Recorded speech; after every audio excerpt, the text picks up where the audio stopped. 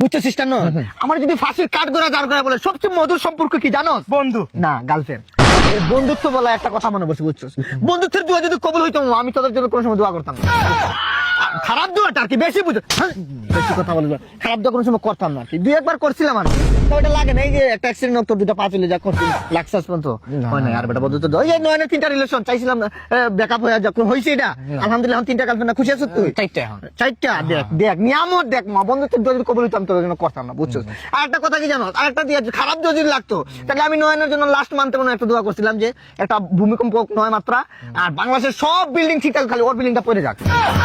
লাগে নাই তো, হয়েছে এরকম?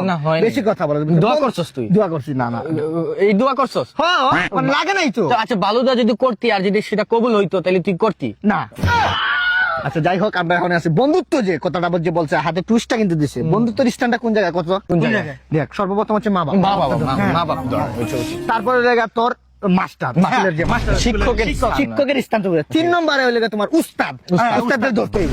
4 নম্বরে হইলো প্রতিবেশী, কারণ সমাজ নিয়ে তো চলাফেরা।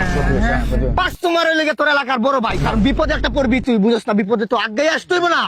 6 নম্বরে যে হইলে কি এলাকার ছোট ভাই, কারণ মায়াটা আর যে কোনো সময় কথা, এটা নিয়ে পানি নিয়ে আনতে হইব তোরে ভাই। 7 নম্বর যে এলাকার যে কুত্তা। আচ্ছা যা বাদ দে, বন্ধুত্ব স্থানটা বাদ দে, আর বাদ দে কুত্তার নিচে নিয়ে বন্ধুত্ব নিয়ে তোরা যেহেতু ডিপ ভাবে নিতেছ, তোরা একটা কথা বলি, বন্ধুত্বের প্রমাণ যদি দিতে হয় না, তোরা একটা খালি বেজালে পড়িস আর একটা মারামারি লেগে খালি আমার কল দিস। যদি সেই জায়গায় উপস্থিত না থাকি, আমার তুই আসবি 100 বার আসবো। রাখি পাইবো, আসবো না। আমার বেজাল দেখতে ভালো লাগে, তো মারামারি দেখতে আমার ভালো লাগে।